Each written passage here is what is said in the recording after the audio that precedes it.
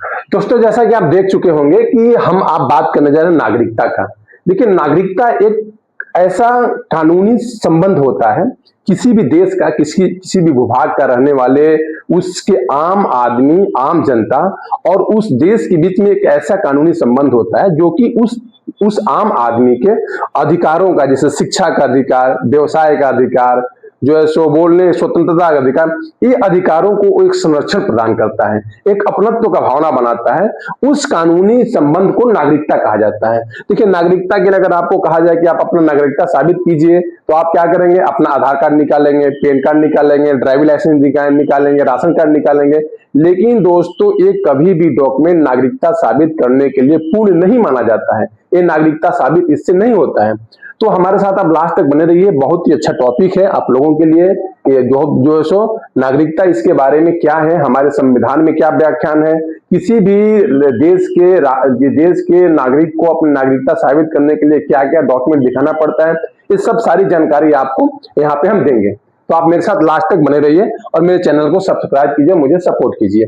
तो दोस्तों, जैसा कि मैंने बताया आपको, नागरिकता जो है, ये नागरिकता किसी भी देश का एक कानूनी संबंध है जो कि वहां के रहने वाले आम जनता और उस देश के बीच में एक जो है सो वो संबंध को स्थापित करता है। तो हमारे जो नागरिकता है, नागरिकता भारतीय संविधान में इसकी व्याख्या आर्टिकल 5 से लेकर के आर्टिकल 11 के बीच में किया गया है। देखिए, नागरिकता का व्याख्या हमारे संविधान में कई भागों में किया गया है। क्यों? क्योंकि हमारे भाग में कई तरह की जो है सो हमारे विभाजन के टाइम पे हमारे देश में नागरिकता को डिफाइन करने के लिए कई तरह की परिस्थितियां सामने आई। तो हमारा जो है सो आर्टिकल 5 से लेकर आर्टिकल 11 के बीच में नागरिकता को परिभाषित किया गया है। तो हम एक एक आर्टिकल के बारे में पढ़ते हैं कि एक एक आर्टिकल में क्या दिया जाता है। जैसे आर्टिकल 5 हो गया। आर्टिकल 5 में जो संविधान में व्याख्या किया गया, उसमें क्लियर लिखा गया है कि भारत में रहने वाले जितने भी यहाँ के जो है सो आम जनता है, जो भारत में निवास करते हैं, वो भारत के नागरिक होंगे। ये अनुच्छेद 5 में व्याख्या किया गया है कि जो भी नागरिक भारत में रहते हैं वो भारत के नागरिक माने जाएंगे। अगला हमारा है आर्टिकल 6। आर्टिकल 6 में बताया गया है कि 26 जनवरी 1950 से जितने भी नागरिक देश में रहते हैं वो भारत देश के नागरिक माने जाएंगे। हाँ दोस्तों, आपको मालूम है कि हमारा देश का विभाजन हुआ था। विभाजन के बाद में जो हमारा 26 जनवरी 1950 को संविधान जब लागू हुआ, तो उस दिन से लेकर के आज तक जो भी उस दिन हमारे देश में जितने भी नागरिक निवास कर गए, जितने भी नागरिक रह गए, वो सारे नागरिक भारत की नागरिकता को प्राप्त करते हैं। अनुच्छेद 6 में डिफाइन किया गया है, इस डेट के बाद में रहने वाले सारे नागरिक भारत के नागरिक होंगे। आर्टिकल 7 की बात कर लेते हैं। आर्टिकल 7 देखिए, पाकिस्तान प्रवास पर गए नागरिक। विभाजन के टाइम पे कुछ ऐसे नागरिक थे, विभाजन के टाइम पे कुछ हमारी परिस्थितियां ऐसी बनी हमारे देश के कि इतनी ज्यादा अफरा तफरी मच गई थी कि बहुत सारे लोग जो है सो भारत को छोड़ करके पाकिस्तान में गए और पाकिस्तान को छोड़ करके भारत में आए। लेकिन बदलते हुए परिस्थिति और समयों के अनुसार वो फिर वापस अपने अपने जगह में आने लगे। मतलब विभाजन के साल 2 साल तक आने जाने की सब सारी प्रक्रिया चलती रहती थी। तो उसमें क्या है कि एक अस्थायी वातावरण बना हुआ था। तो उसका भी व्याख्या किया गया था कि अगर कोई पाकिस्तान गया है, अगर वो भारत आ गया उस पीरियड तक, तो उसको भी भारत की नागरिकता प्राप्त मानी जाएगी। इसकी व्याख्या हमारे आर्टिकल 7 में दिया गया है। आर्टिकल 8 की बात कर लेते हैं। भारत के बाहर रहने वाला व्यक्ति, मान लीजिए अगर भारत में अगर वैसा व्यक्ति जिसके दादा दादी या माता पिता भारत में पैदा हुए हों या भारत के नागरिक हों या यहाँ का उनका जन्म प्रमाण पत्र हो, तो अगर उस व्यक्ति अगर कहीं बाहर किसी फॉरेन अगर दूसरे कंट्री में रहता है, तो उस व्यक्ति को भी भारत के नागरिक माना जाएगा। तो दोस्तों, यहाँ पे क्लियर होना चाहिए कि हमारा आर्टिकल 8 में जो है वो भारत के बाहर रहने वाला वह व्यक्ति जिनके दादा दादी या माता पिता का जन्म भारत में हुआ हो, वो भी भारत के नागरिक माने जाते हैं। ये आर्टिकल 8 में व्याख्यान किया गया है।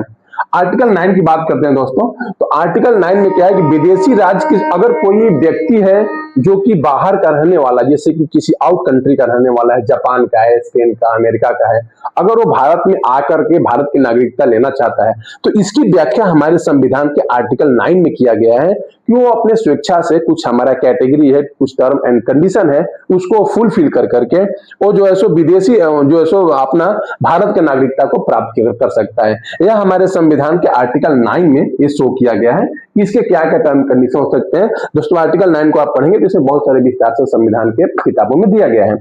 बात करते हैं आर्टिकल 10। आर्टिकल 10 क्या है कि नागरिक के अधिकारों का बना रहना।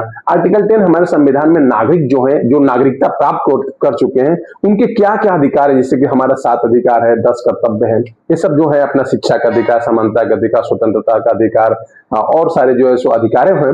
तो उस अधिकारों को सुरक्षा और उस अधिकारों को बने रखने का जो व्याख्या है, जो अधिकार है, जो उसमें राइट्स होता है, वो आर्टिकल 10 में हमारे संविधान के तहत नागरिकों को दिया जाता है। इसकी व्याख्या आर्टिकल 10 में किया गया है। आप वैसे आर्टिकल 11 में हम चलते हैं। आर्टिकल 11 एक ऐसा आर्टिकल है जिसमें ये व्याख्या किया जाए कि संसद के द्वारा नागरिकता कानून को बनाने का अधिकार है। संसद जब चाहे वो नागरिकता का जितने भी कानून है उनमें फेर बदल कर सकता है, नया कुछ जोड़ सकता है, पुराने से कुछ काट सकता है। तो ये हमारा जो सो आर्टिकल 11 में है, जिसमें कि यह दर्शाता है कि हमारा जो है सो संसद जो है, संसद को अधिकार दिया जाता है कि आप नागरिकता कानून अधिकार के ऊपर में किसी तरह का भी आप हस्तक्षेप या उसमें घटाना या जोड़ना आप कर सकते हैं। तो दोस्तों आप समझ सकते होंगे कि हमारा आर्टिकल 5 से लेकर के आर्टिकल 11 तक का हमारा जो पार्ट है, ये हमारा जो है सो इसमें हमारा नागरिकता के बारे में सारी व्याख्यान दिया गया है जो कि संविधान के अंतर्गत आते हैं। तो मैं आशा करता हूं कि आर्टिकल 5 से लेकर के आर्टिकल 10 को आप आर्टिकल 11 तक आप समझ गए होंगे।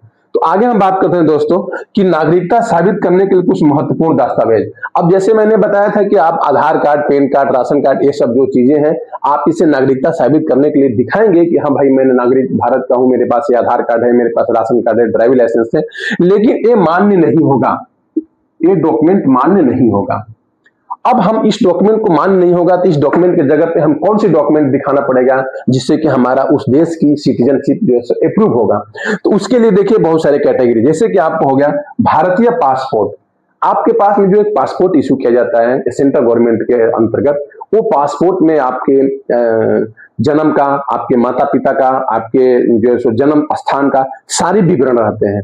वो विवरण जो होता है वो पासपोर्ट में रहते हैं। ये पासपोर्ट को भारतीय जो है सो नागरिकता साबित करने के लिए ये डॉक्यूमेंट दस्तावेज का उपयोग किया जा सकता है। तो अगर मैंने जैसे बताया कि आपको कोई पूछता है कि आप नागरिकता साबित करने के लिए अपना डॉक्यूमेंट दिखाएं, तो उस जगह में आप पासपोर्ट अपना दिखा सकते हैं कि I am the citizen of India constitution.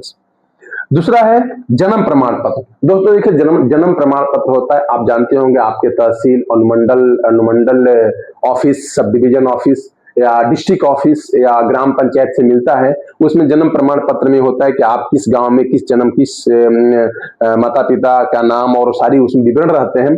तो आपका जो जन्म प्रमाण पत्र है, जन्म प्रमाण पत्र भी उस देश की नागरिकता को साबित करने के लिए पर्याप्त होता है। तो जैसे जन्म प्रमाण पत्र हो गया। तीसरा बात करते हैं नागरिकता प्रमाण पत्र। दोस्तों नागरिकता प्रमाण पत्र भी वही होता है जो आपको सब डिवीजन, डिस्ट्रिक्ट या जो है सो प्रखंड लेवल पे मिलता है, जिसमें कि आपको नागरिकता के लिए एक आपको गजट पत्र मिलता है, जिससे कि आप वो दिखा करके साबित कर सकते हैं कि मैं इस राज्य का नागरिक हूं। आगे बात करें दोस्तों माता पिता का पंजीकरण का प्रमाण पत्र। देखिए माता पिता है, अगर वो किसी देश का, किसी राज्य का अगर वो रहने वाले हैं तो उनका वहां पे पंजीकरण होगा, उनका वहां का जो है सो बर्थडे सर्टिफिकेट होगा, वहां उनका कोर्ट में खेत खलिहान या कुछ पैतृक संपत्ति की जो कागजात होंगे, ये सब चीजों को भी जो इंक्लूड करने के बाद में आप ये साबित कर सकते हैं कि मैं यहाँ का नागरिक हूँ। दैट मीन्स आपके माता पिता का अगर कोई प्रमाण पत्र है, इस तरह का जन्म प्रमाण पत्र है, जो है सो खेत की अचल या अचल संपत्ति का कोई प्रमाण पत्र है, उससे भी आप साबित कर सकते हैं कि आप उस देश के नागरिक हैं। पांचवा बात करेंगे ट्रांसफर सर्टिफिकेट। देखो दोस्तों जो स्कूल में हम लोगों को टीसी मिलता है, आप लोग जानते होंगे टीसी क्या होता है। जो टीसी मिलता है तो टीसी में भी हमें हमारे माता पिता के सारे विवरण, हमारे ग्राम का विवरण, हमारे जन्म स्थल का विवरण होता है। तो उससे भी हम अपना ट्रांसफर सर्टिफिकेट भी दिखा करके हम अपनी नागरिकता के दस्तावेज को साबित कर सकते हैं कि मैं इस देश का नागरिक हूं। और एक सबसे बड़ी बात है दोस्तों कि कुछ नागरिकता ऐसे होते हैं जो कि जैसे कोई भारत है, भारत देश के अंदर में, भारत देश के अंतर्गत कोई भूभाग अगर समय के अनांतर में कोई भूभाग अगर भारत के अंदर आ जाता है तो उस भूभाग में रहने वाले जितने भी नागरिक हैं वो सभी भारत की नागरिकता स्वतः प्राप्त हो जाएगी उन्हें किसी तरह की भी कोई भी ऑफिशियल प्रोसेस या वैसे नहीं करना पड़ेगा।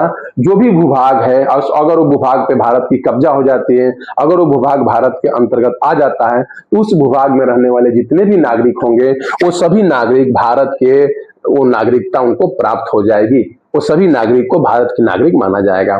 तो दोस्तों आप यहां समझ गए होंगे, आपको एकदम कंसेप्ट क्लियर होना चाहिए, और एक बार कंसेप्ट क्लियर हो जाएगा तो आप एग्जाम में भी लिख सकते हैं, कॉम्पिटिटिव में क्वेश्चन भी कर सकते हैं, और आप कहीं भी एक्सप्लेन भी कर सकते हैं। तो दोस्तों मैंने आज अभी आपको बता दिया कि नागरिकता क्या है। यह एक कानूनी संबंध होता है जो कि उस देश और उस देश में रहने वाले नागरिक के बीच में पाया जाता है। उस कानूनी संबंध को नागरिकता कहा जाता है।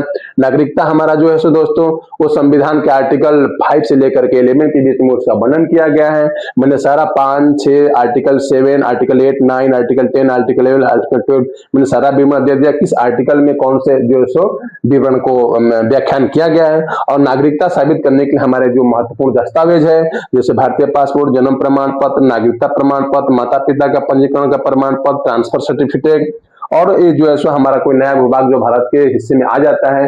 तो इस तरह दोस्तों आपको भी कंफर्म हो गया होगा कि हमारा नागरिकता क्या और उसके कुछ महत्वपूर्ण बिंदु और उसको जो है सो साबित करने के लिए दस्तावेज। तो आज के लिए इतना ही, बहुत बहुत धन्यवाद। कृपया आप लोग चैनल को सब्सक्राइब कीजिए और लाइक और कमेंट जरूर कीजिए। Thank you.